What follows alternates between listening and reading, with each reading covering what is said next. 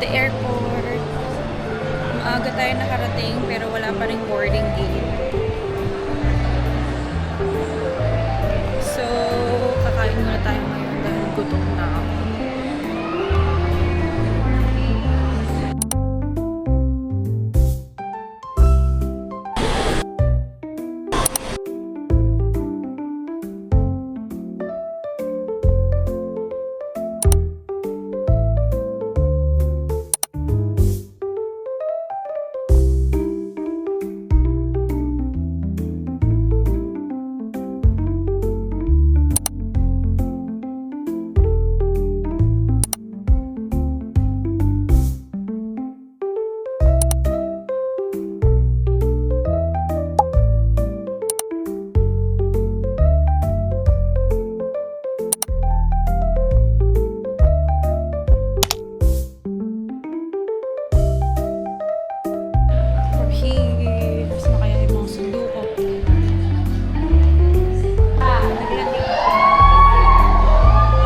Yun. Ang ingay! Ang foreigner!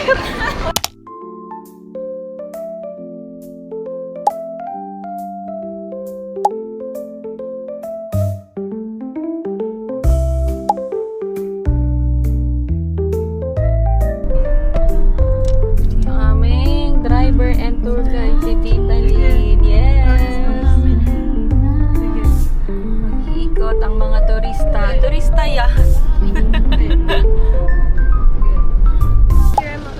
Sawadika.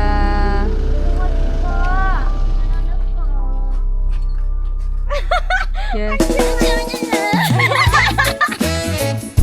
Grabe lang ni Richel hanggang bukas. Lilipat yan ulit si ate. Picture ang mga mima. Papalit na naman ang DP yan si Ate Jackie. Yes. Sige po. Congrats, graduates. First stop, bili muna tayo ng mango sticky rice.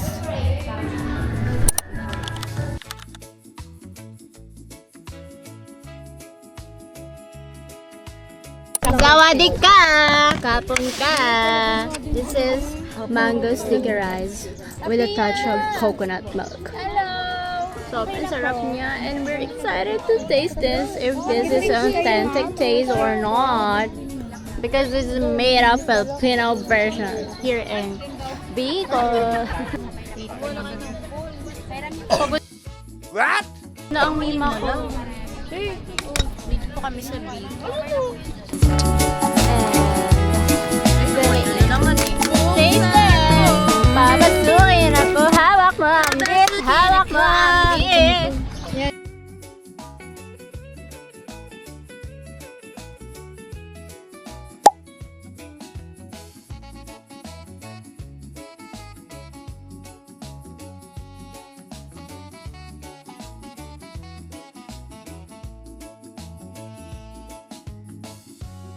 Paano to? Hiwain mo. Ito? Oo. Oh, ito pwede na. Ay, pwede yung portion. Bakit may ano, may mangga? Portion din ng mangga. Tikman mo. Sawarika. Umorder din ka na.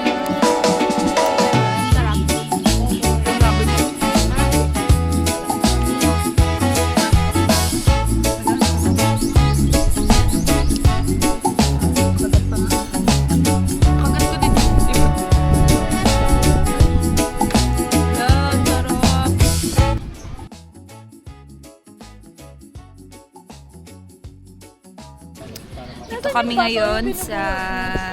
Asan tayo ba? Kagsawa. Maliit lang naman yun ang bato. Magla-lunch lang kami dito. Kahit yung Nagtutur muna kami kasi bukas kahit yung kamay na nilaro ka. Nasarap lang ng camera yun. Yes, the highlight of our tour. And guys, meron din akong picture sumabog yung bulkan. Mga onti lang, mga very light lang naman.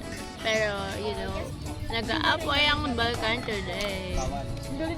Ito si Papa Ken. Dapat rate nyo yung chili ice cream. Rate mo? Yung 5. Masarap siya. Pero Masarap siya, no? Pero yung 5 chili powder, hindi siya yung Sili. Huwag muna tayong umuwi.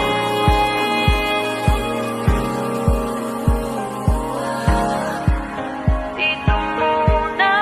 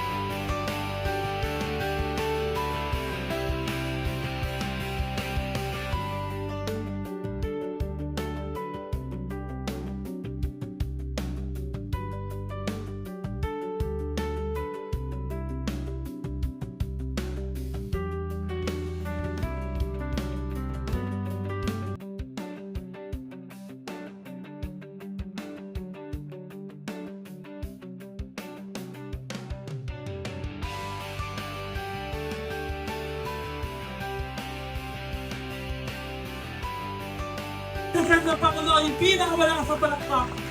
Go!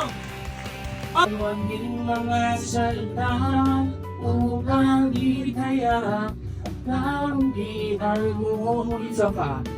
Kasi nabigyan niyo tayo ng pagkakataon na magkaroon ng galingong kain.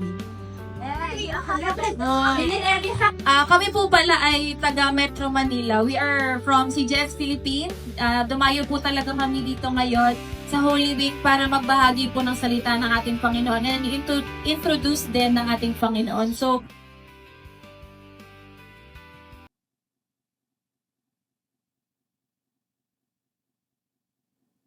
Tayo ang aming buhay, Panginoon, sa inyo. Simula sa oras na ito, Panginoon, ikaw po ang manahan sa puso at isip ng bawat isa, sa buhay ng bawat isa. At simula sa araw na ito, Panginoon, lahat po ng mga pagkakamali na narawan na sa sangraan. Namin, Panginoon, ang kagaanan ng loob, Panginoon, at ikaw po ay nasa aming mga puso. We give all the glory and praises in your name.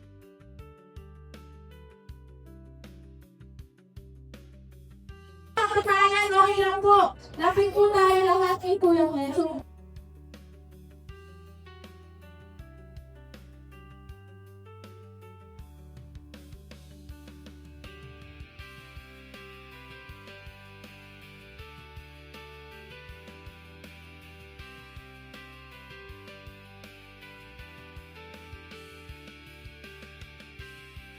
Yes, we will miss.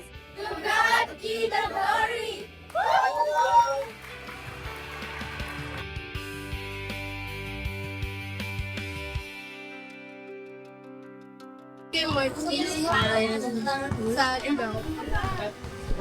Gutom na ang mga nag-i-shorn.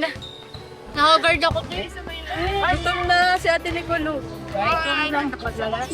Gutom na, kawawa naman. Si Bella, no? Gutom?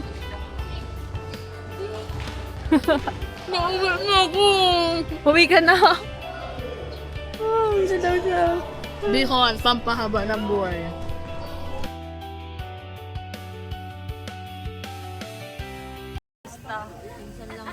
Bibili ng pansit pa to.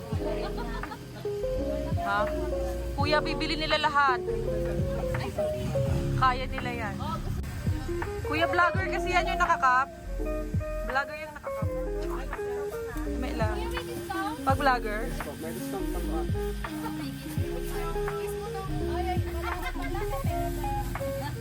Napasmile to rin si Kuya. Oh my God.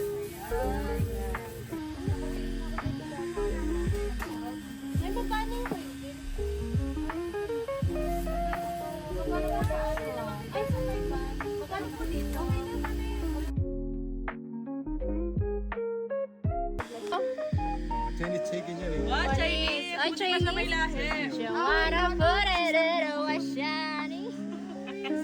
Chinese ka pala mo eh.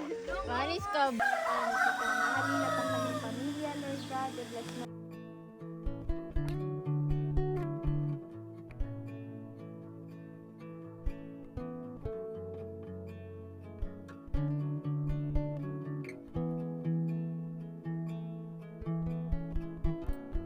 Bye-bye! Hello! Andito na ako ngayon sa Bicol International Airport. So, nag-aantay lang ako na magdilim. Kasi nag-time-lapse ako. Look at that view. Zoom natin. Hello everybody! Time check, it's 7:13 na. So, ilang minutes na lang magbo-board na kami. So, nandito na ako sa airport ng Bicol. And I can say na very fulfilling talaga and successful naman yung aming naging mission trip. So, nakakabless yung mga alaga ko na, yun nga, nag-invest sila ng time, finances, ng efforts talaga for this mission trip. And then, ayun nga, kala Tita Mahalin and kay Kate na, and sa kanilang family na very much winelcome kami. And then, sobrang kami, alaga sa food, diba? Sa kanilang hospitality, sobrang na-bless talaga kami. So, we pray na makabuild tayo ng church ng CGS Philippines din sa Bicol, diba? Para mas mabigyan pa natin ng glory talaga ang ating Panginoon. So, salamat kay Pastor, kay Ate Del, and sa mga primary na alam ko, they prayed with us for this to be successful. So, yun lang. We pray na makauwi po tayo ng safe and tuloy pa rin ang vision.